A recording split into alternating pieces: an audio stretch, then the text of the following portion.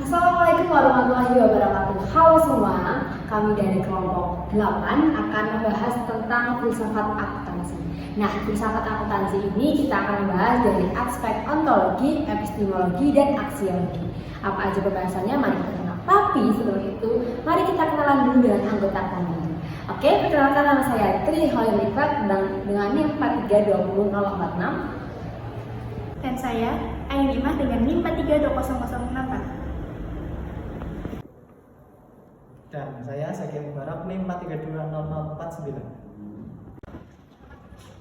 Oke, langsung saja kita bahas tentang tinjauan filsafat mengenai akuntansi. Ilmu akuntansi adalah ilmu yang mempelajari tentang laporan keuangan. Akuntansi sendiri adalah sistem informasi yang mengidentifikasi, mencatat, dan mengkomunikasikan peristiwa ekonomi dari organisasi ke pihak yang berkepentingan.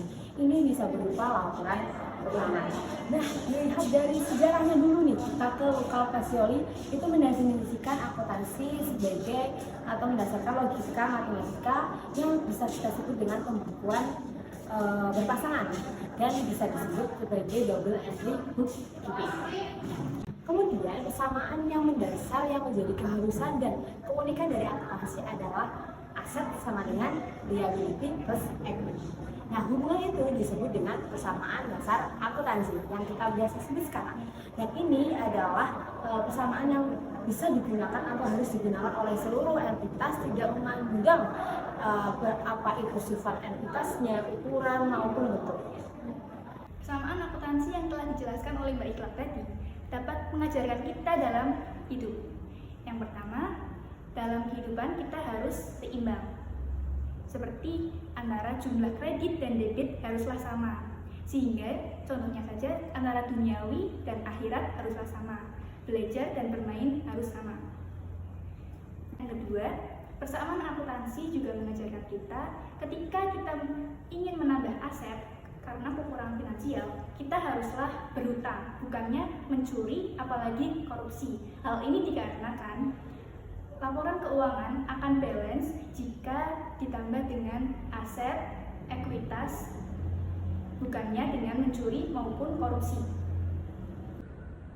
Yang ketiga, persamaan akuntansi selalu menempatkan antara hutang terlebih dahulu dibanding ekuitas. Hal ini mengajarkan kita untuk selalu membayar hutang dengan segera. Yang keempat, dalam pembuatan laporan keuangan, akuntansi dituntut untuk selalu teliti, ulet, dan bekerja keras. Hal ini mengajarkan kita untuk hidup dengan teliti, ulet, dan kerja keras. Selanjutnya yang terakhir, yaitu yang kelima, mengajarkan kita untuk bertanggung jawab. Hal ini dikarenakan akuntansi adalah alat pertanggungjawaban. Hubungan antara filsafat dengan ilmu akuntansi. Ilmu akuntansi merupakan penggabungan antara rasionalisme dengan empirisme, di mana dalam ilmu ini menggunakan pemikiran untuk menganalisis data transaksi akuntansi guna untuk membuat laporan keuangan. Data-data akuntansi ini merupakan data real yang dapat diindra dengan panca indera manusia. Selanjutnya saya akan menjelaskan mengenai aspek ontologi dalam ilmu akuntansi. Hal yang ditelaah atau yang menjadi isi dari ilmu akuntansi sebagai salah satu aspek ontologi dalam ilmu akuntansi adalah prinsip akuntansi yang dikembangkan oleh asumsi dasar bagi proses akuntansi, prinsip akuntansi yang dijadikan sebagai standar universal, unsur dasar persamaan akuntansi dalam suatu laporan keuangan, dan jenis-jenis laporan keuangan yang umum. Nah, kemudian kita melihat akuntansi dari segi aspek epistemologi. Dalam aspek epistemologi, ilmu akuntansi menggunakan berbagai metode sesuai dengan kebutuhannya. Contohnya, metode induktif. Nah, metode induktif ini digunakan ketika akan mengambil keputusan dengan melihat laporan keuangan tersebut. Nah, pihak berwenang akan menyimpulkan sendiri nih angka apa yang akan diambil sebagai kebijakan baru atau sebagai kita dalam mengevaluasi sebuah perusahaan.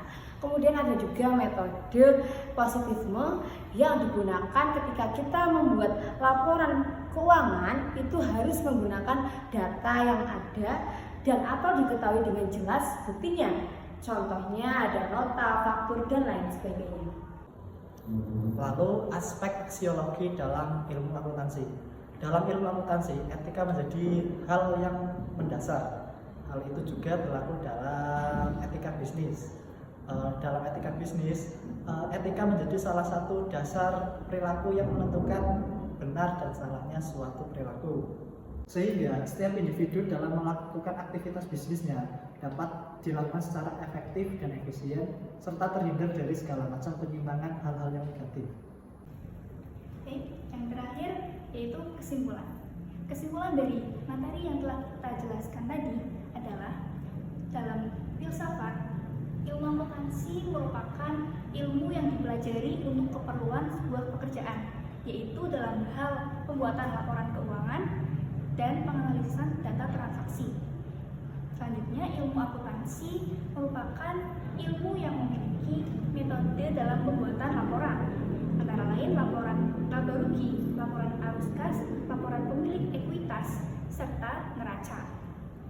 Selanjutnya, dalam membuat data, ilmu akuntansi harus menggunakan data yang konkret serta memiliki sebuah bukti penerimaan atau pembayaran dalam sebuah transaksi, karena hal tersebut dapat mempengaruhi sebuah laporan keuangan.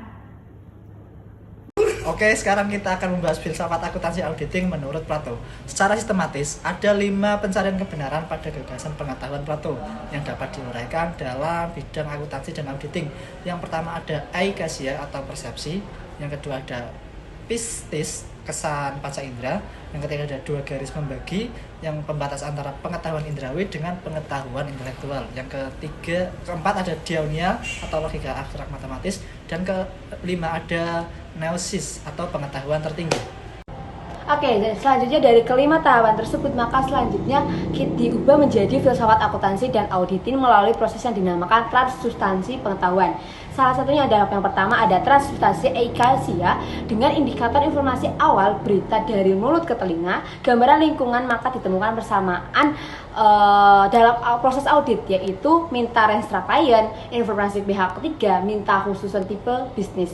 Yang kedua ada transsubstansi pistis. Dalam tahapan ini sudah sangat jelas bahwa prosedur audit yaitu dengan melakukan pengamatan guna memperoleh pemetaan. Yang ketiga ada transsubstansi 2 garis membagi, yaitu indikasi yang dapat ditemukan dalam tahapan ini, yaitu konfirmasi tanya jawab data, di mana prosedur audit berhubungan dengan konfirmasi tanya jawab dengan otorisasi dan pihak terkait, mempelajari data audit tahun sebelumnya dan temuan internal audit. Selanjutnya, yang keempat adalah transsubstansi diaunia dengan logika abstrak matematika, yaitu footing, cross footing, sampling data, rasio keuangan, dan validitas matematis, di mana indikator ini menunjukkan bahwa tahapan diaunia dapat ditransubstansikan dengan prosedur audit, yaitu rekalkulasi ulang menghitung jumlah, rekalkulasi menghitung jumlah ke bawah, rekalkulasi general sampai pada kecukupan sampling, hitung dan bandingkan rasio keuangan, minta data dan cek silang data untuk memperoleh validitas. Yang kelima yaitu transsubstansi gnosis. Di dalam tahapan ini terdapat indikator kebenaran umum, konsistensi, koherensi, kebenaran logis, empiris, etis, di mana prosedur audit melakukan kecocokan antara semua standar akuntansi dengan kategori kebenaran universal setelah menentukan tahapan dan prosedur audit. Maka selanjutnya adalah melakukan tahap audit berupa kertas kerja audit. Setelah semua selesai, maka akan muncul pendapat audit atau yang disebut juga dengan opini audit. Itulah tahapan di mana proses audit dapat ditafsirkan ke dalam ilmu filsafat dan timbullah apa yang disebut dengan filsafat akuntansi auditing. Nah, itu tadi sudah dijelaskan mengenai filsafat akuntansi. Mungkin itu saja yang dapat kami sampaikan. Bila ada tutur kata yang kurang berkenan atau ada kesalahan, mohon dimaafkan. Sekian dari kami. Wassalamualaikum warahmatullahi wabarakatuh.